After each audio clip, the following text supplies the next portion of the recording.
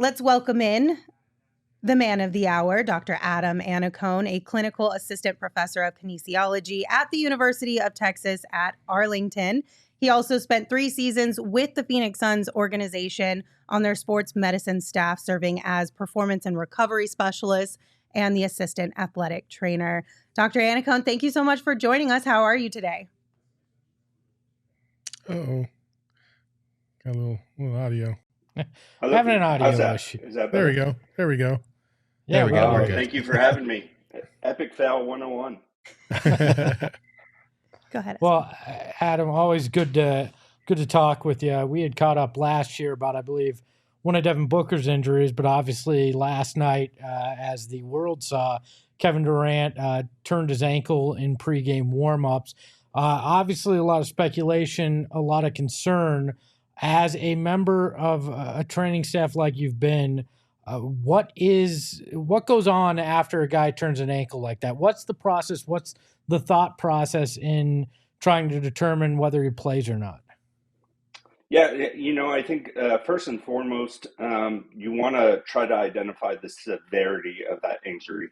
I know the medical staff there in Phoenix, all really, really great people. And if I could, little shout out, March is National Athletic Training Month.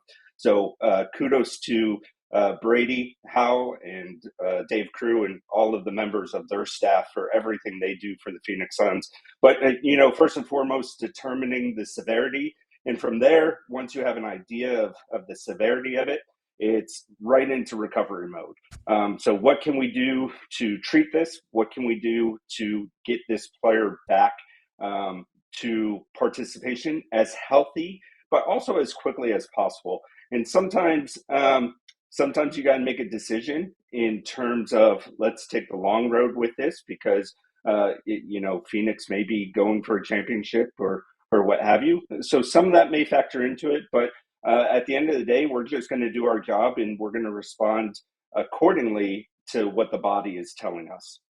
Now, one question that was asked pretty frequently in regards to KD here was that after he turned his ankle, he got back up and he continued to go through his workout routine for another 10 minutes or so. And then it was after the fact that he was ruled out.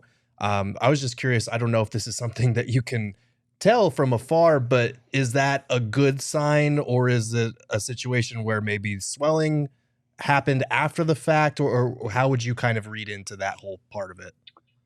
Yeah, certainly I don't want to speculate with anything, but it is a good sign. If someone gets up and is able to continue participation, that kind of leads to the severity. And you're thinking that there's no real type of significant damage, right? So any type of fractures or things like that. So the fact that he was able to get up and still participate was a really good sign and very encouraging.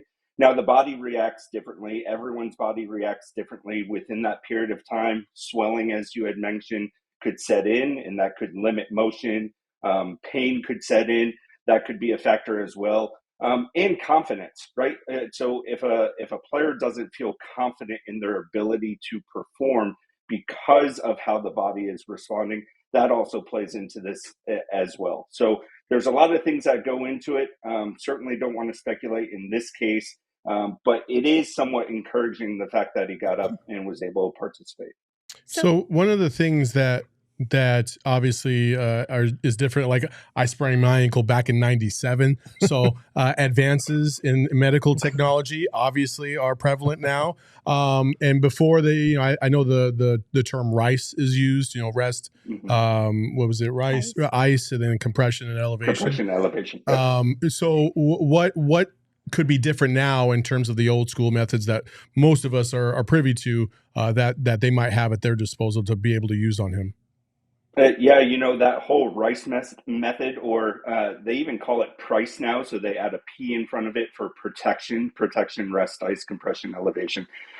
There's a lot of discussion as to whether that's the best method moving forward.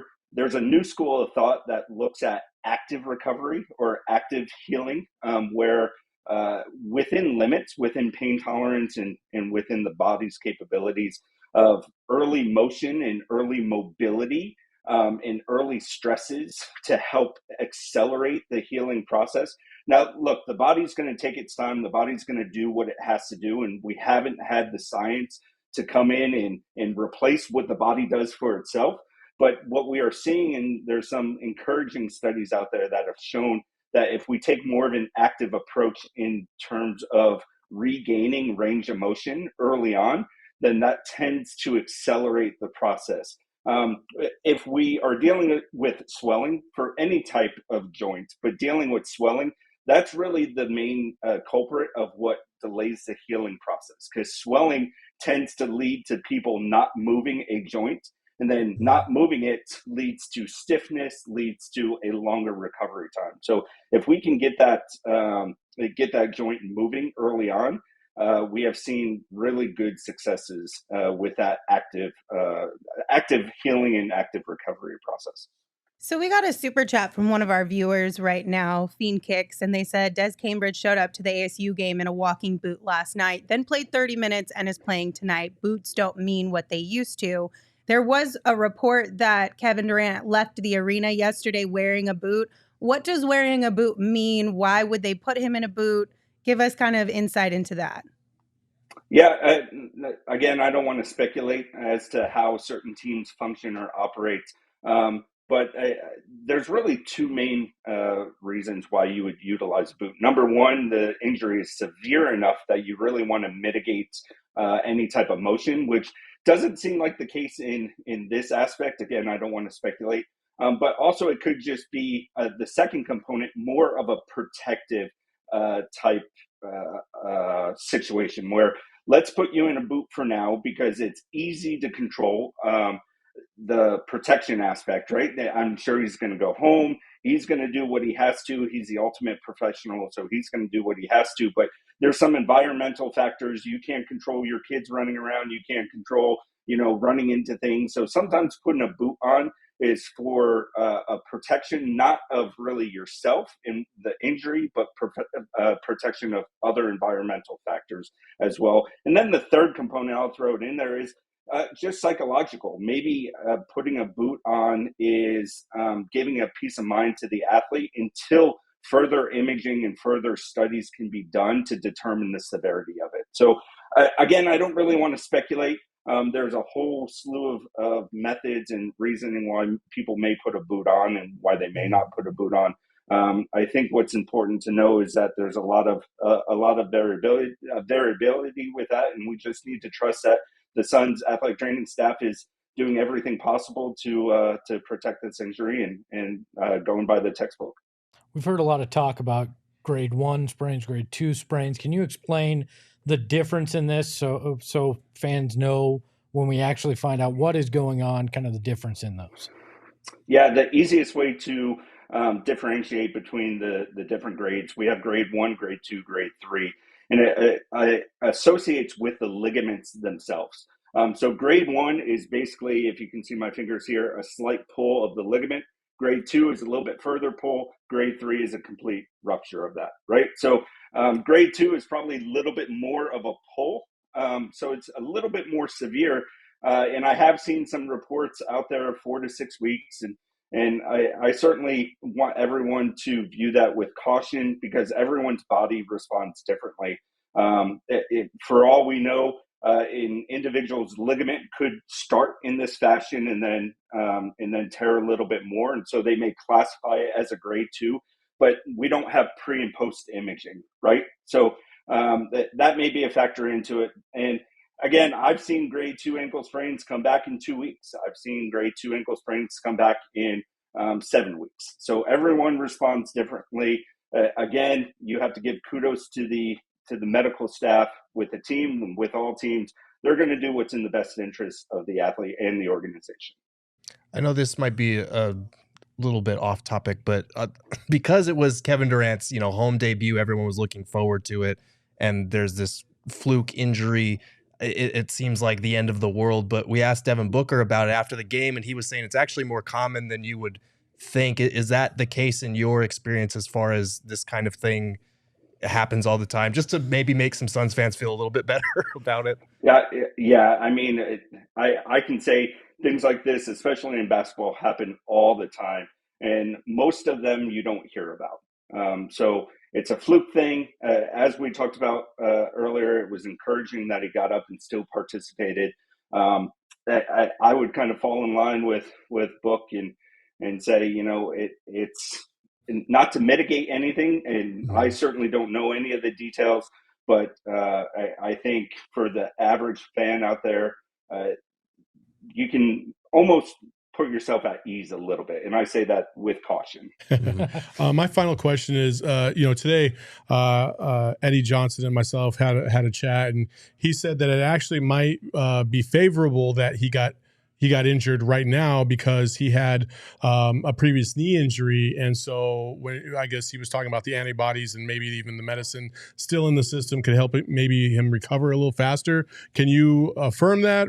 Or confirm that, or what is he alluding to in terms of that? Yeah, if I'm honest, I would probably need more context on that and what they're talking about.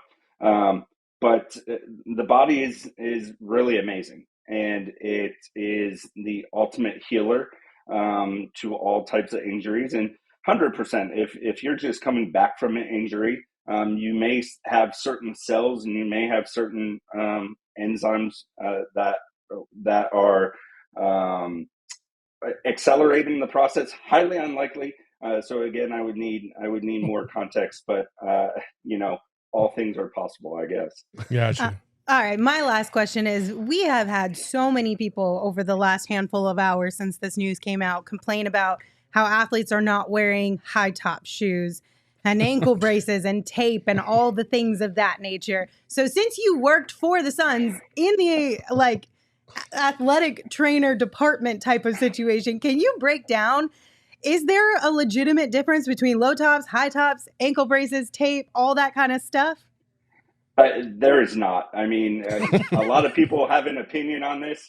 I think what it comes down to is really athlete preference, because at the end of the day, if they don't feel good on the court, that little psychological component could throw off their entire game. So we want to certainly do everything within our power to allow them to achieve ultimate success in elite athleticism.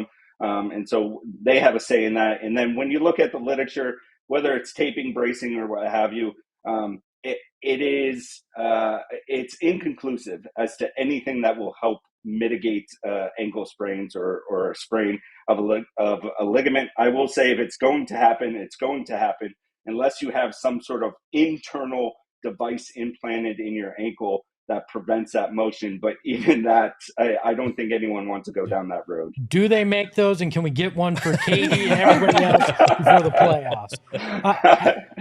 Adam, you've been here. In your medical opinion, are the Phoenix Suns cursed? Oh, Jesus.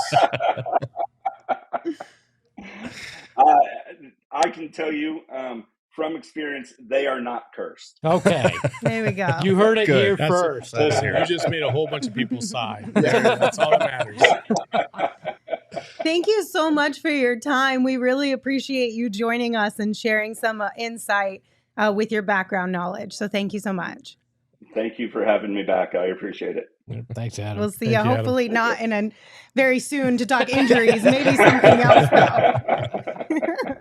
Have a good one. Good.